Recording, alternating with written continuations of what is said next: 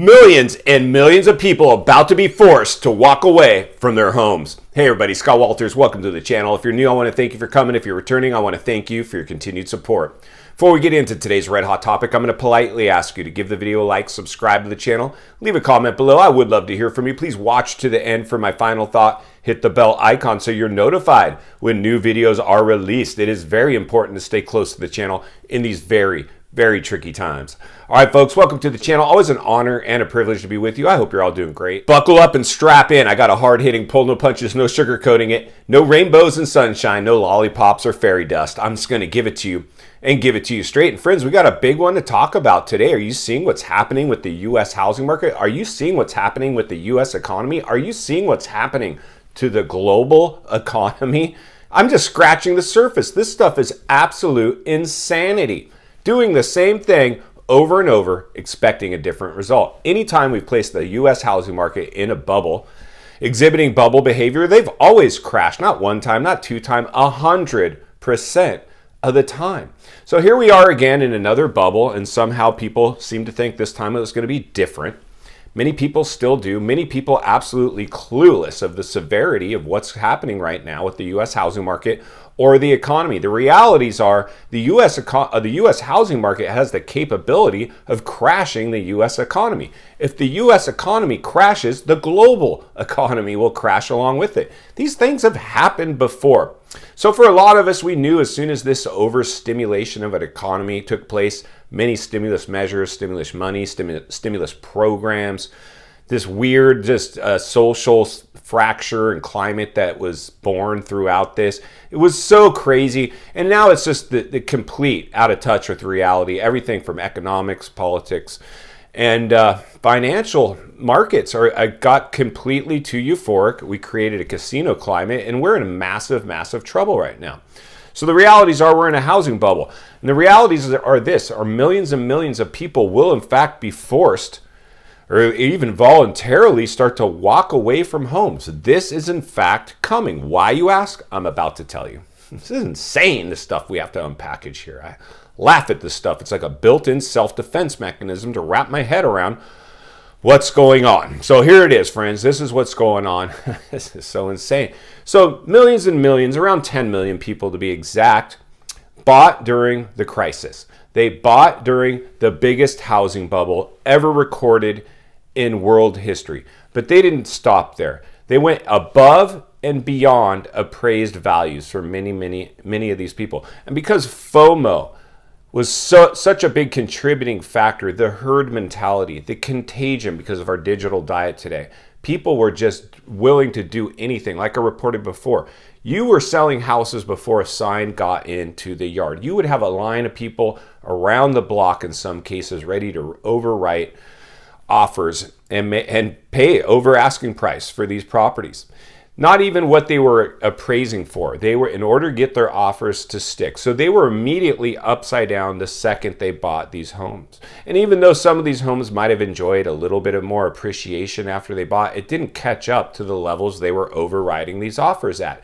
So now as the reverse course has taken place and values are trending the opposite direction, some areas getting hit very hard, very fast, other areas lagging behind. Like I've always talked about, anytime the housing market is reverse course, real estate is very localized. Some areas are going to behave differently. Some might weather the storm a little better than others, but some are going to get hit extremely hard.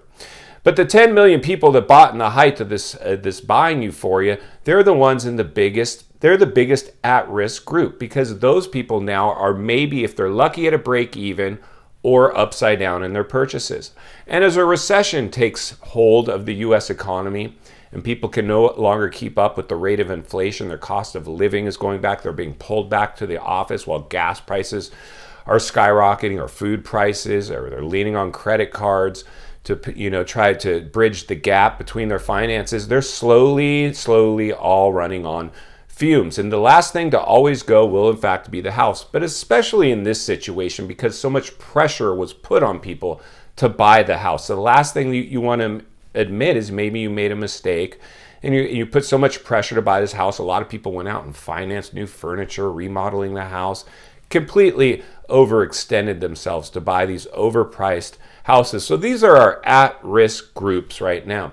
So eventually, probably by this time next year, if not sooner, could be by this winter, Christmas time, I would imagine we'll start seeing some of the dominoes start to fall. But by this time next year, we'll probably in a full-blown housing crisis where the narrative being spread on mainstream media will be the housing crash and the foreclosure crisis. And like I said, hope for the best, expect the worst. Hopefully you come out somewhere in the middle. At least this way, if you halfway expect these things, which have always happened, you'll be less blindsided by it, less paralyzed by fear, able to operate more efficiently within it, and hopefully help other people understand that you're going to be all right. You just have some lessons to learn. I lived through the blowback of the 2008 crash, and while I have good real estate today, I did buy one property in the last bubble.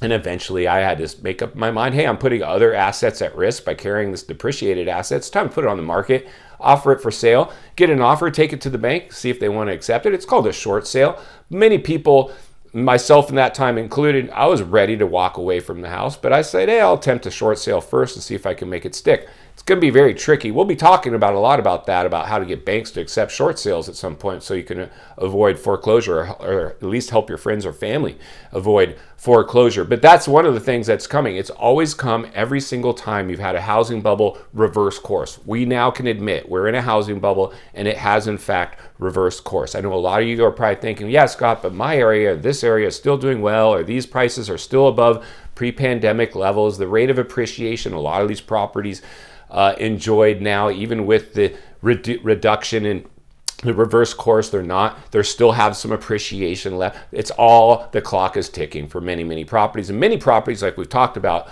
and reported on, a lot of the biggest metros in America are already in a complete, absolute free fall.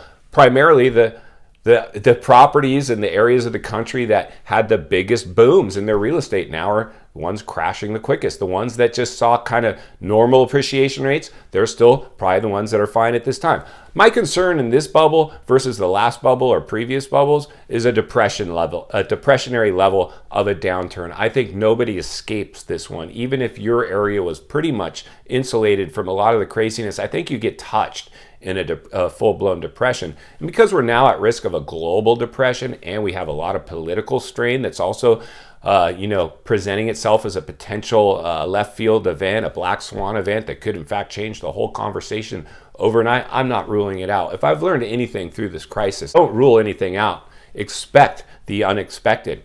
In final thoughts, I come to you as a friend, as a content creator. Somebody wants to see you not only win in real estate, win in life. Understanding the biggest artificially produced housing bubble in world history is having its blowback. The reverse course has in fact happened. Millions and millions of people will in fact be walking away from homes as they can no longer make the payments on those homes, and they're going upside down as we speak.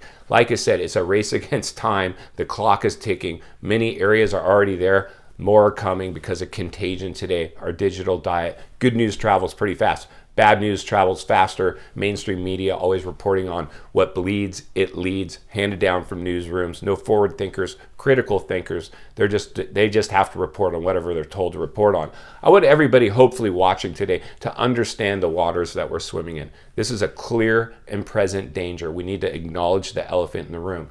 We want to make sure our basic needs are met. Let this one play out. Let the dust settle. Then reallocate hopefully some funds to make sure once we're good to maybe go out and start buying properties if that's in fact what you want. I hope that it is, because 90% of all millionaires made their money in real estate. It wasn't buying at the height of a super bubble. It wasn't by buying their home. It was buying outside the bubble other people's homes.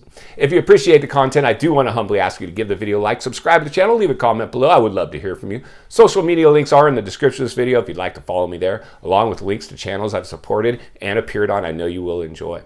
If you're interested in buying or selling real estate here in America, I have the biggest network of top-rated agents in the nation ready to assist you. If you're watching from your television set today and enjoyed this video, I know you're going to love the next video. And as always, please go make it count today. I'll see you on the next video.